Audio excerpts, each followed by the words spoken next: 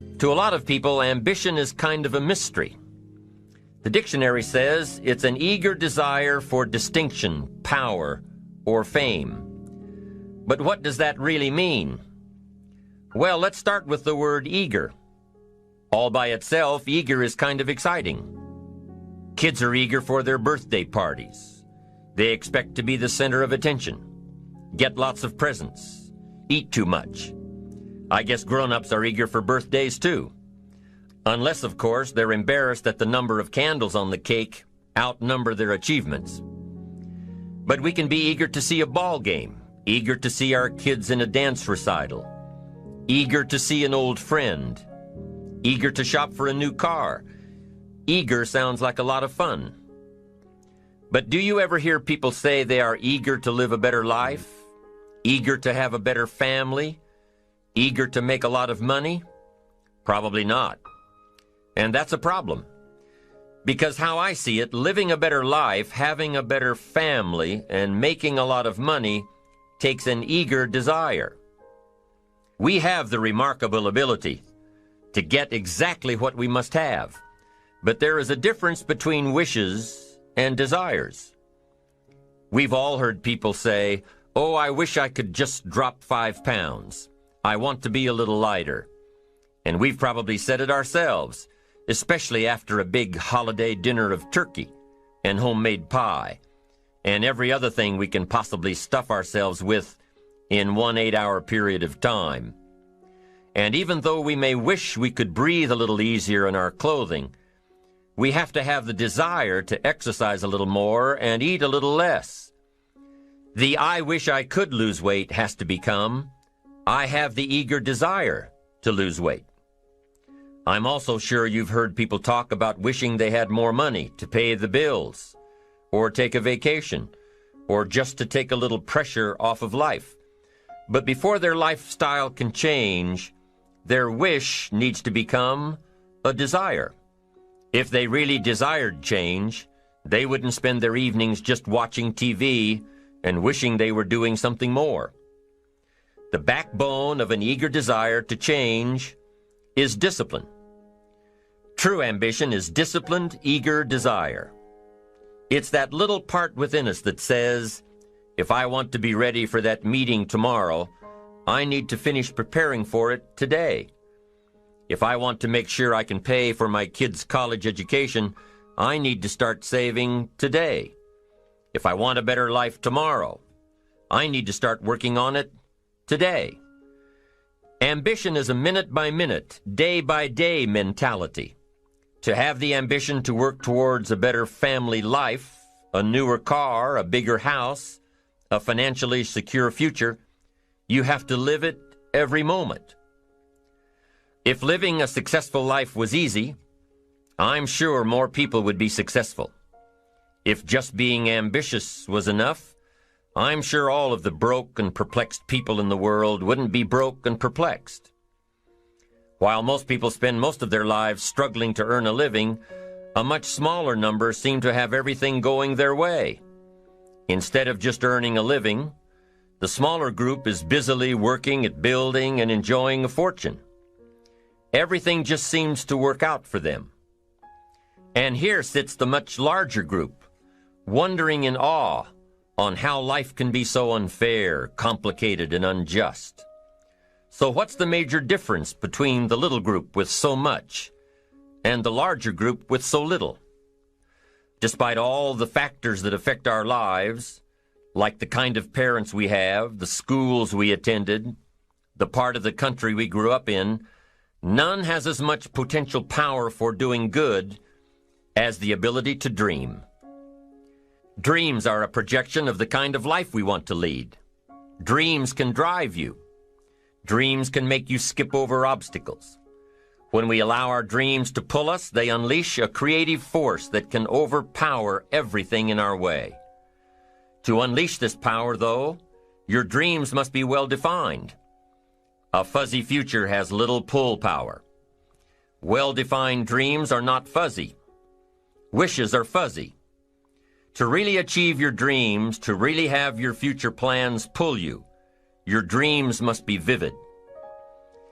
If you've ever hiked a 14,000-foot peak in the Rocky Mountains, one thought has surely come to mind. How did the settlers of this country do it? How did they get from the East Coast to the West Coast? By foot. Carrying one day's supply of food and water is hard enough. Can you imagine hauling all of your worldly goods with you? Mile after mile, day after day, month after month? These people had dreams, big ones. They had ambition. They didn't focus on the hardship of getting up the mountain. In their minds, they were already on the other side. Their bodies just hadn't gotten them there yet. Despite all of their pains and struggles, births and deaths along the way, those who made it to the other side had a single vision: to reach the land of continuous sunshine and extraordinary wealth. To start over where anything was possible, where everything was possible. Their dreams were stronger than the obstacles in their way. You've got to be a dreamer. You've got to see the future finished in advance. You've got to see California while you're climbing 14,000-foot peaks. You've got to see the finish line while you're running the race. You've got to hear the cheers when you're in the middle of a monster project. And you've got to be willing to put yourself through the paces of doing the uncomfortable until it becomes comfortable. Because that's how you realize your dreams. Our great country was founded with dreams. They've always been important. Dreams are what caused thousands of people to leave their homes and families and start over in a land where anything was possible. To this day, dreams continue to bring people to our land of opportunity, to a country where you can start with little and end up with a lot, to America. Don't you sometimes wonder why so many immigrants who come to America can build a new life and a fortune while many of the people who were born here are barely surviving? They have a dream, a defined goal, ambition. Aside from the pioneers that crossed the prairies and the mountains to reach their vision of hope and future promises, there are other amazing examples of how ambition has shaped America. Take Ben Franklin, for instance. When most people think of Ben Franklin, they remember the kite and the lightning bolt and the discovery of electricity. What a lot of people may not know is that Ben Franklin was one of the first writers to address self-making. When Franklin started Poor Richard's Almanac in 1732, he used the blank spaces between the crop data and the weather information to insert clever bits of moral and practical advice. I'm sure you've heard the saying, fish and company start to stink in 3 days. Well, that was one of hundreds of Ben Franklin's comments on life. Another was, diligence is the mother of good luck. You know, it's amazing how hard-working, smart-working people have all the luck. We sometimes hear of a brand-new musical group, an overnight success. They must have been in the right place at the right time, knew the right people, had a friend to help them out. But if you've ever watched an interview with some of these folks, you'll probably hear that their overnight success took several years. Diligence is the mother of good luck. Now, in addition to these witticisms, Ben Franklin gave us 3 principles of success and ambition that have withstood the test of time. Number 1, happiness doesn't come from big pieces of great success, but from small advantages hammered out day by day. What Mr. Franklin is saying here is that we must be happy with what we've got when we're in pursuit of what we want. Too often we say, oh, I'll be happy when I just get that promotion. I'll be happy when I just land that contract. I'll be happy when I just have more money. I'll be happy when I just what? You won't be any happier when you reach your goals than you are right now. It just doesn't work that way. Abraham Lincoln said it best. He said, you'll be as happy as you make up your mind to be. Right now, whether you're on your way, whether you've already gotten there, you'll be as happy as you make up your mind to be now. Right now. Being happy on the way doesn't mean you can't aim for great things. After all, look at everything Franklin accomplished in his lifetime. It means that big achievements come one small advantage at a time. It means that you've got to enjoy the journey. It means that you must enjoy and take pride in your little accomplishments. It means enjoying who you are becoming in pursuit of your eager desire, every day, every single day. Ben Franklin's second principle said that life is plastic. Within each of us is the power to mold ourselves and mold our environment. It is up to each of us to begin this molding process with a final product in mind. And it is within our power to work it and form it every minute, every day, every month, every year. By using your mind and your abilities and your attitude to work a little each day on molding your life, you'll soon see how magnificent your power is to gain those small advantages each day, the little steps it takes to build up to success. Principle number 3, success is a pleasure. Success is a pleasure. If what you are doing today isn't satisfying, gratifying, guess what? You're really not successful. If you are not fulfilled with what you are doing today, you cannot possibly be successful. It doesn't matter how many worldly possessions you may have, how many cars, how many toys, how much money. If you're not happy with your life as it is, you cannot be successful. Now, I know that success is a relative term. It means different things to different people. To a school kid, success may mean a star on top of his latest test. To a homemaker, it probably means that she has a well-run household and a wonderful family. To an outside professional, it's most likely the thrill of closing a major contract, or the pride in accepting a performance bonus, or being named the top-producing salesperson. But the one thing you will hear from everyone who is successful is that they are happy with who they are and what they are doing. They are happy, content, satisfied. Success is a pleasure. What have you done today that makes this day successful? Think about it and write it down. If at the end of the day you can jot down the things that have made it a good day, you will soon see patterns forming. This really is a good habit to get into. When you can see a pattern of pleasure, you'll know you're on the road to success. So take note of Mr. Franklin's 3 principles of success and ambition. Number 1, big achievements come one small advantage at a time. One step at a time, one day at a time. Number 2, you have the power to mold your life, to make it whatever you want, to shape it and reshape it. And number 3, success is measured through pleasure. This is the key one. Success is measured through pleasure. You've got to be happy along the way. You've got to learn to give yourself a pat on the back. Good job, you need to tell yourself. I'm proud of me today. You've got to be happy. You've got to learn to enjoy the process. These are really common sense ideas. They're practical. And William James agreed. He's another American great, one of the most notable philosophers and psychologists in our history. And he founded a philosophy called pragmatism. To be pragmatic is to be practical, to test the validity of a concept by its practical results, to actually question something and rate its usefulness by what it can do for you, to hear a method of doing something and figuring out if it's even worth your while. One of the issues Mr. James dealt with in his lifetime was, what does it mean to be a success, a significant person? After years of pondering this question, William James described success as a combination of 2 things.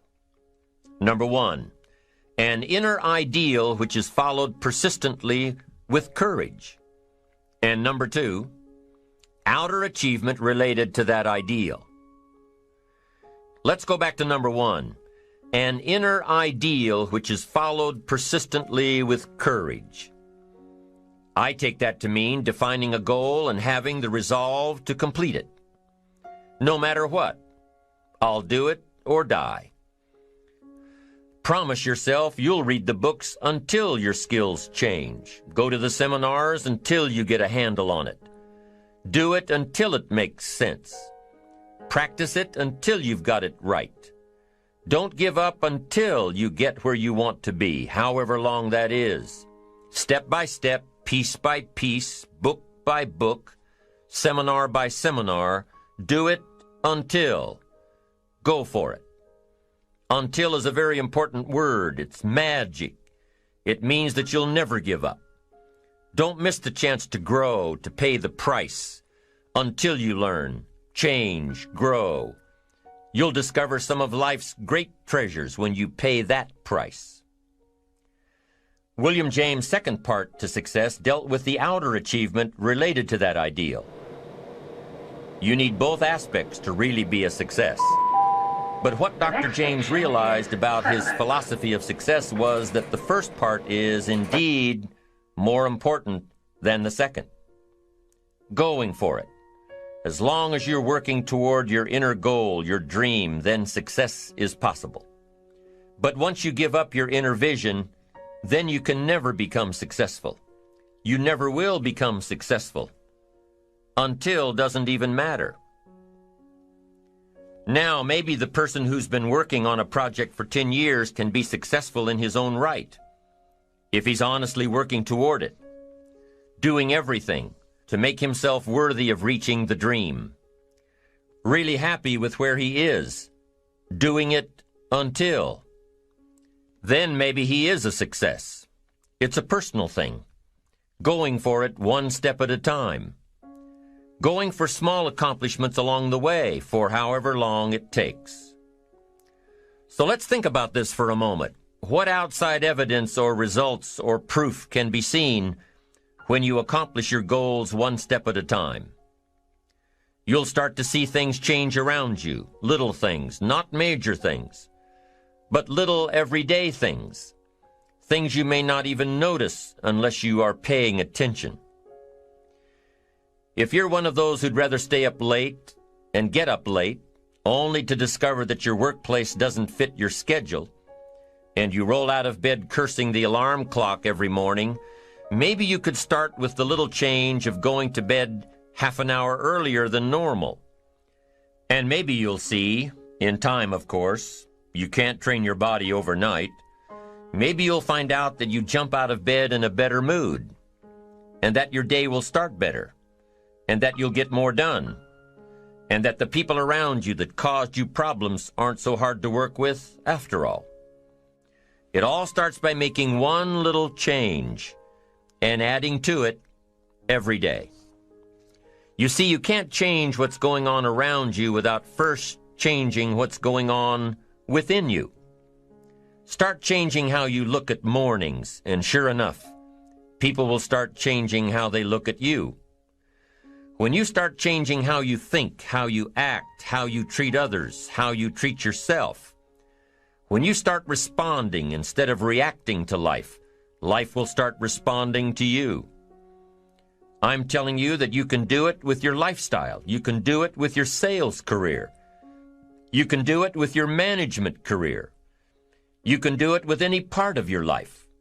If you are looking for equities unmatched, don't curse the only thing you have, seed and soil, sunshine and rain, miracle and seasons.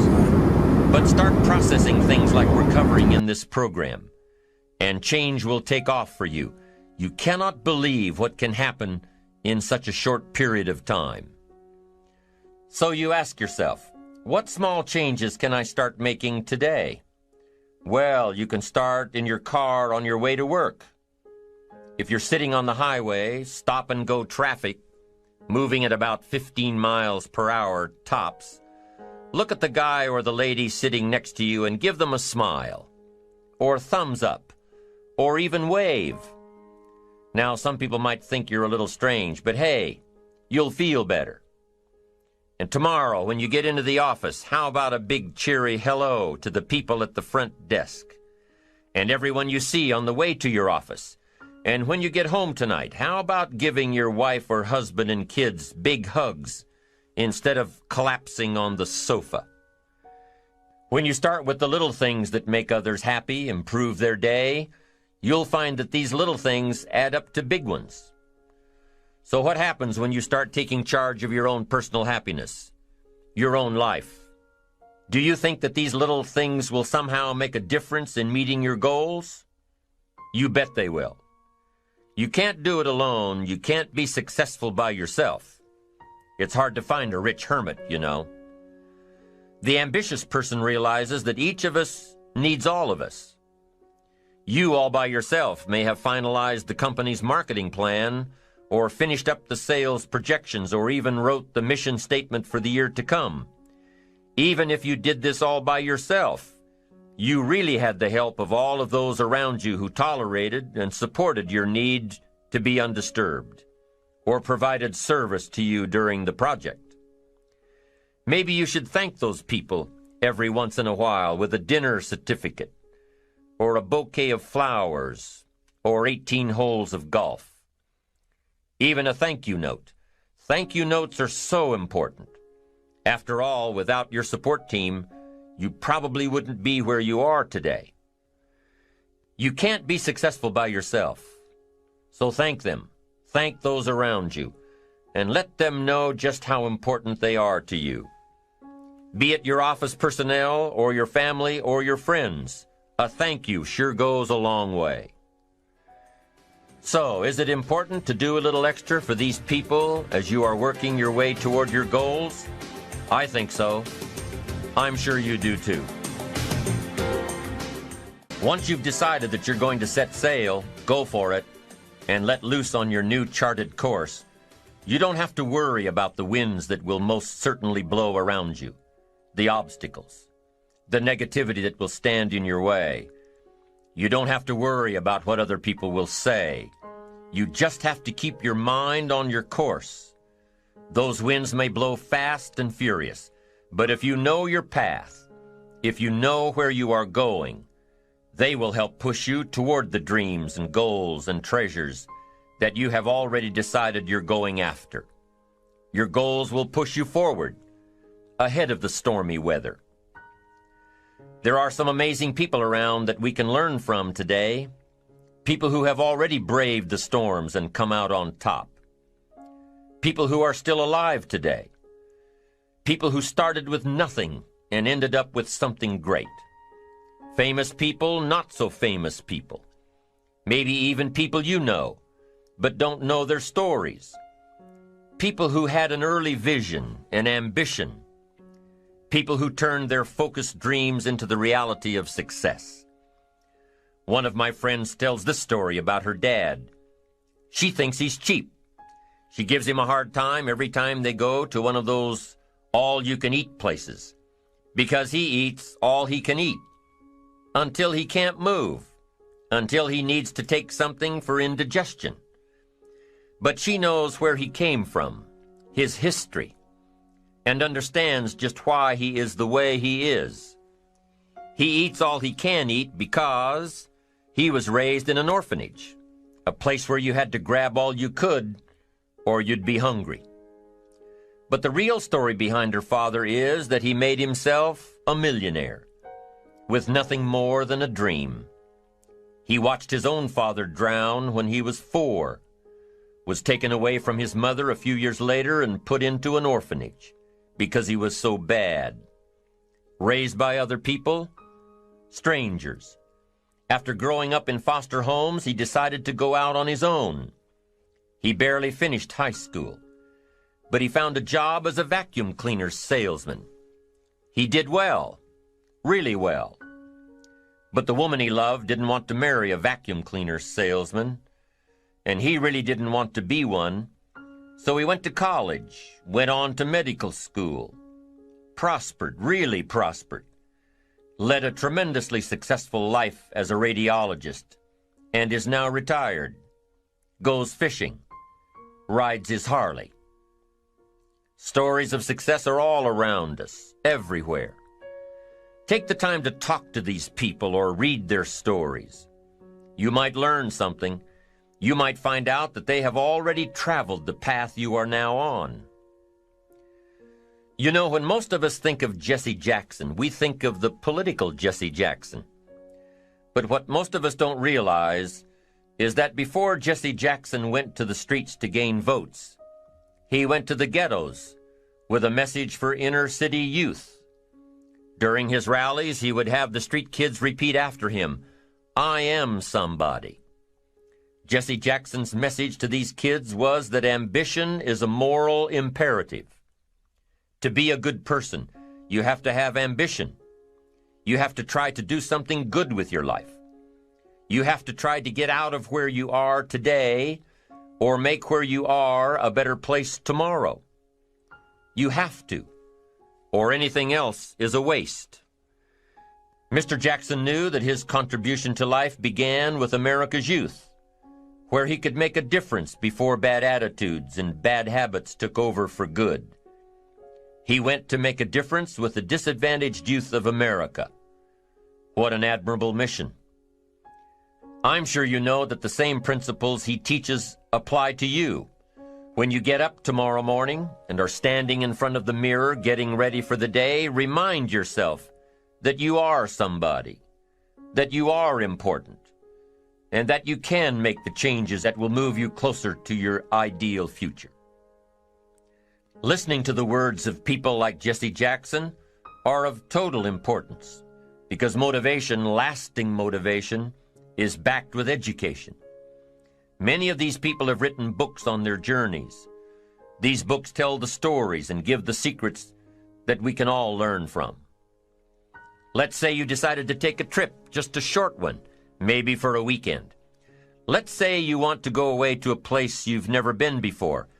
Wouldn't you want to find someone who had been there? Ask them a few questions. What's the best way to get there? The safest route? The quickest route? What do I need to bring to be totally prepared? What fun things should I look for on the way? What dangers do I need to avoid? By talking with someone who has already been there, it'll make your trip that much more enjoyable. It's the same thing with life. By listening to those who are farther along in the journey you are interested in taking, and learning from their successes and failures, you just might pick up something that will make your journey that much better. Listening to the stories of others can be motivating, captivating. They can provide that extra push you've been looking for. They can demonstrate what the power of ambition is truly all about. They've been there. Their knowledge is valuable. And when you use that knowledge and motivation to take action, you'll gain momentum. Eventually, you will find that the key to motivation, true motivation, is right there inside you. You won't have to look elsewhere to get pumped up, turned on, charged up. With the right knowledge behind you, you will learn how to motivate yourself. With the right knowledge, you will find yourself becoming inspired on your own, by your own learning, by your own discovering. You won't have to hope that somebody comes along to turn you on in the morning. They might not show up. You'll find that your journey of pursuit is the best alarm clock in the world. Joseph Epstein wrote a book called Ambition. In his book, Epstein defines ambition as the fuel of achievement. He says that everybody has a need for achievement, to do well, to get somewhere in life, to be better, to achieve. Achievement means moving forward.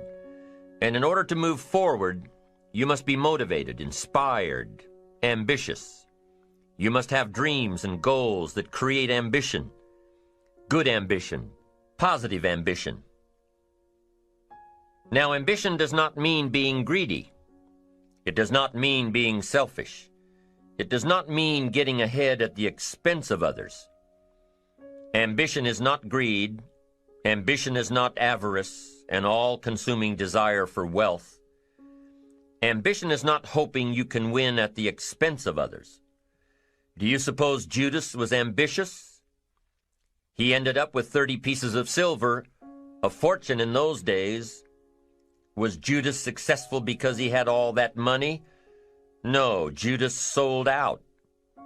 Was Judas happy when it was all over with? No. The money didn't make him happy. What he did to get the money certainly didn't make him happy. What Judas became in the pursuit of his fortune caused him to end his own life. What drove him was not ambition. Ambition is not greed. Ambition is an eager desire to achieve, an eager desire to get ahead in life, to do more for your family, to prosper in health, wealth, and relationships. Now, desire does not always translate into ambition. Desire is what you want for yourself. A bigger house, a better car, a fatter bank account, a better life. I desire to have these things. Ambition is how you get there. Desire is sometimes healthy. Desire is sometimes unhealthy. Desire might say, I want the tallest building in town. The destructive side of desire might urge you to tear all of the other buildings down. I guess that's one way to do it. You might get away with tearing down the first one and maybe the second one. But in your desire to tear them all down, sooner or later, some guy is going to be standing out in front of his building saying, I'm on to you. Get out of here. And pretty soon you're no longer known as a builder. You're known as a destroyer. Now, the second way to have the tallest building in town is to see it, dream it, and plan it, and put your team on it, work on it. Go through all of the steps to get there. Do it right. Have the ambition to be the owner of the tallest building in town, and go through all of the right steps to get there. If you really want it, and have the skills to do it, and the patience to weather all of the storms, your ambition will lead you there. Having the ambition to do what it takes to get you where you want to go is good. Ambition is creative and constructive. Ambition is an expression. It's something inside of you want to express in a positive way. I'm sure you have dreams of accomplishing great things. Are you ambitious enough to realize these dreams? Are your dreams strong enough to pull you toward your future? Are they vivid enough to see the end result now? Are they worthy of doing until you get there? What are your reasons for creating these dreams? Reasons vary from person to person. I bet if you did a little soul searching, you could come up with a fairly strong list. The list of reasons. Why is it so important to achieve these dreams? What are you trying to express? These reasons for accomplishing great things are different for everybody. There are personal reasons, sometimes uniquely personal reasons. Some people do well for the recognition. Some people do well because of the way it makes them feel. They love the feeling of being a winner, and that is one of the best reasons. Once in a while I hear someone say, if I had $1 million, I'd never work another day in my life. Hey, that's probably why the good Lord sees to it that he doesn't get his million, because he would just quit. Family is another reason, a motivator for doing well. Some people do extremely well because of other people, and that's a powerful reason. Sometimes we will do something for someone else that we would not do for ourselves. I know a lady who was getting back on track from financial disaster. Even though she didn't have much of anything left, her primary motivator was to keep her daughter in private school, an expensive one of the best in the country. Although her goal was to financially surpass where she was before her economic fall, her main reason to work all of those extra hours was to give her little girl the best possible education. As you can well imagine, wanting to do something for someone else led her to all sorts of other accomplishments as well. How fortunate are the people who find themselves greatly affected by someone else? It's powerful. What has you getting up early, hitting it hard all day, and staying up late? What has you inspired? What are your reasons for doing well? What's at the core of your quest? What is the power behind your ambition? Think about it. Jot it down. Do some soul searching.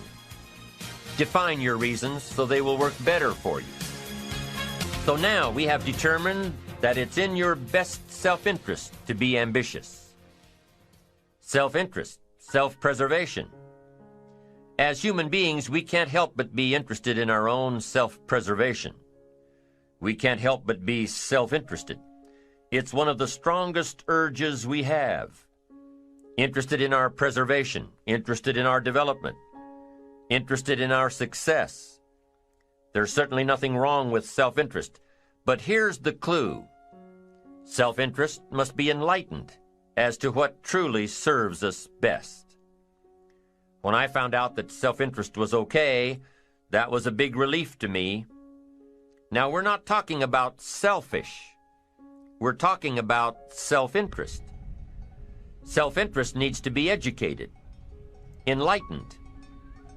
Self-interest is willing to be benefited by service to others, not at the expense of others. Self-interest at the expense of others starts to be greed, evil, hoping you go up as someone goes down, hoping to attain while someone else loses. I win, you lose. We call that the beginnings of evil, the dark side of our nature, wishing to benefit at the expense of others. Enlightened self-interest wishes to benefit at the service of others. A friend of mine tells this little story about a person she hears from about every 3 months or so. This guy calls to solicit money for food baskets for homeless families. She's happy to give her money to them. She was unfortunately homeless for a short period of time, and she knows the position these people are in. This group is legit. She checked them out. But after the second or third time this guy called, same guy, after the second or third time he called, she started talking to him about other stuff. Turns out this guy is broke, living in a hotel, looking for any construction job he can find. Any job at all. But what's unique about this guy is that he donates 2 or 3 hours a night, every night, to call people and get money to feed the homeless. Every night, from his hotel room. Now, most people would say this guy should use those hours every night to work a second job or a third job. But while he's way down on the ladder of success, he feels it's important to help those less fortunate than he is. He has a roof over his head. He makes enough to feed himself. And my friend says that every time she talks to this guy, every 2 or 3 months, he's doing better. He's digging himself out of debt. He's starting to save money. He thinks he'll be able to move into an apartment in another month or 2. Now, recently an interesting thing happened. My friend was talking with an associate of hers. She's single, lives in a big house, needs to find a handyman to help her out on a regular basis. Someone who can build an addition onto her house. So my friend told her about this guy. The only reason this guy ended up being hired was that my friend's associate was touched by his dedication to service, while he, himself, was down and out. Service. Success at the service of others. Now, this guy isn't rich by any stretch, but through my friend's network, he now has constant work, doing things around several people's houses. And now he's in a place of his own. And guess what he does every night? He's still making phone calls to get money to feed the homeless. What great character this man has. Enlightened self-interest leads to wealth. Self-preservation leads to poverty. Somebody says, well, I can't be concerned about other people. I have to pay attention to myself. Well, then you'll always have to. Somebody says I can't be concerned about other people's bills. I've got enough worries trying to pay my own. Well, then you'll have to worry about them for the rest of your life. The best way to get that monkey off your back is to turn your attention around. Once I understood some of this stuff, I'm telling you, it revolutionized my whole life. Now, self-interest is okay, yes, but here's what self-interest must be if you truly want to be happy. It must be enlightened. It says, don't keep your attention on yourself if you want your life to work out well. Turn your attention to others. In your own self-interest, be enlightened.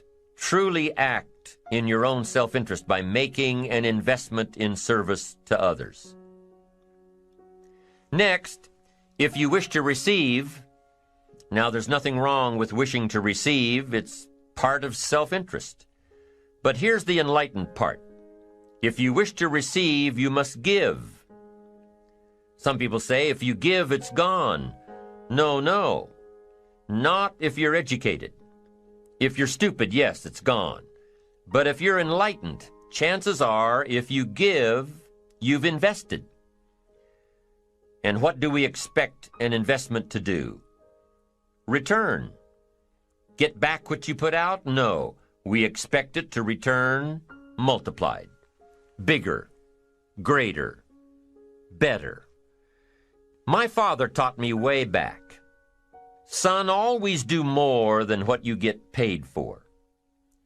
Now, some individuals might argue with that. They'd say, no, you're going to mess up the whole program. I know they're wrong. In my own self-interest, I did what my father taught me, to always do more than I got paid for. Why? To make an investment in my future. Do more than you get paid for to make an investment in your future, and it's paid off for me. If you're wanting that big promotion, are you going to go up to your boss and say, just give it to me? I'll work harder if you just give me that promotion. No, it doesn't work that way. You've got to do more in your current position so that you get noticed, so you stand out from everybody else. So the boss says, hey, we've got this position opening up, and I think we should give it to Nancy. She does so much more than we expect. Just imagine what she'll do if we give her this promotion. You've got to do more than you're paid for. You've got to. It's an investment in your future. It's one thing to make a sale. I'm telling you, if you make a sale, you'll make a living. If you go beyond making the sale and serve people by keeping in touch, calling them before they call you, writing a thank you note, sales will lead to multiple sales. You can make a fortune if the customer is well taken care of. People who are well taken care of will open doors you can't get through by yourself. All of us have found ways to make a living. What got interesting for me early on was to figure out ways to make a fortune. You'd say, well, Mr. Rohn, how would I deserve to make a fortune? It's easy. Render fortunes of service. People will do things you cannot believe for people who give them good service. Here's one of the greatest gifts you can give anybody, the gift of attention. In return, they will do extraordinary things for your career. Take you by the hand and lead you to more people than you could meet by yourself. Always do more than you get paid for. Next, in enlightened self-interest, life responds to deserve, not need. Life responds to deserve, not need. Life was not designed to give us what we need. Life was designed to give us what we deserve. What we deserve. Once you understand that little life principle in your own self-interest, I'm telling you, it's life-changing. The ancient law does not go like this. If you need, you will reap. No, it doesn't work that way. A lot of people out there are hoping it works that way, but no, it doesn't. The ancient law goes like this. If you plant, you will reap. If you sow, you will reap. Somebody says, well, I really need to reap. Well, then you really need to plant in your own self-interest. Your own self-interest needs to be educated in how to plant. how to do it so everybody wins, because life doesn't respond to need. You can't go to the soil and say, I need a crop. The soil just smiles at you. And here's what the soil says: don't bring me your need, bring me some seed. Bring me some effort. Bring me some discipline. Bring me some interest. Bring me some service. Bring me these things, and I'll return to you multiplied by 2 times, 5 times, 10 times. You can't come with need. You've got to come with seed. You've got to come with willingness. You've got to come with skills. You've got to be willing to learn, willing to change, willing to grow, willing to put yourself out, willing to stand up to the bad weather, willing to pull out the weeds, willing to nurture. That's the only way you get a return. Once you understand these principles, self-interest now truly becomes an exciting challenge, making sure everybody wins. Enlightened self-interest makes sure that everybody wins. Now here's another one. If you want to find, you must search. And if you search, you will find. In order to find, you must search. You must go to church. You must go to the seminar. You must go to the library. You've got to go to the bookstore. You've got to go to the class. You've got to go to the training. You've got to go searching. Why? If you search, you will find. You'll find ideas. You'll find inspiration. You'll find hope. You'll find contacts. But you've got to be out there, on the search, on the look. Life reserves its treasures for those who deserve it, not those who need it. Enlightened self-interest, giving so that you will receive, searching so that you will find, making sure that everybody wins all the way around. Enlightened self-interest needs to be educated. Enlightened self-interest says, I will learn that life is not just the passing of time. I will learn that life is the collection of experiences, ups and downs, highs and lows, laughter and tears. You must decide to act. You must have the discipline to act. Now here's what's important about discipline. One discipline affects another discipline. All disciplines affect each other. In fact, here's a good philosophical phrase. Everything affects everything else. Nothing stands alone. Don't be naive and say, this doesn't matter. Of course it matters. It all matters. Some things may matter more than others, but everything matters. If you'd rather sleep in than go for a walk around the neighborhood, pretty soon it will matter. If you'd rather spend your money instead of saving it, pretty soon it will matter. If you'd rather put off a letter to an old friend instead of corresponding regularly, pretty soon it will matter. If you'd rather work late every night instead of going home and spending time with your family, pretty soon it will matter. It all matters. Every letdown affects the rest. If you won't walk around the block, you probably won't eat right.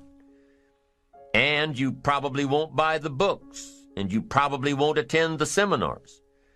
And you probably won't spend your money wisely. And after years of this, it all adds up. So the key to reversing this process is to start picking up the disciplines. It does matter. It all matters. Now, here's the positive side. Every new discipline affects the rest. Every new discipline makes a difference. That's why action is so important. The smallest action, the least action. The action that you won't think will matter. It all matters. Take it. Because when you start accomplishing and the value starts to return, you'll find inspiration to do the next one and the next one and the next one. If you start walking around the block, it'll inspire you to start eating right. You start eating right, it'll inspire you to get a book. You get a book and it'll inspire you to get a journal.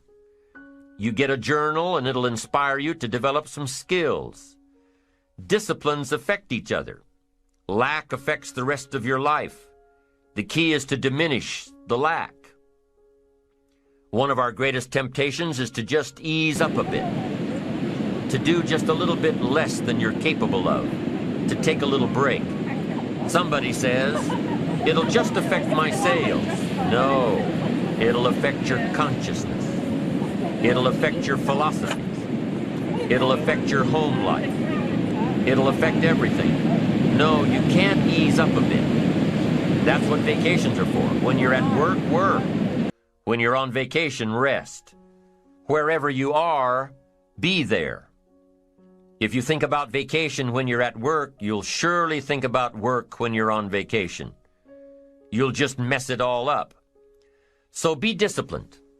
Get involved. Do all that it takes to get the job done. Get your health back. Get your bank account where it's supposed to be. Get your family in order. Get disciplined, be disciplined every day. When you set up the disciplines that give your life structure, miracles can happen, multiplied.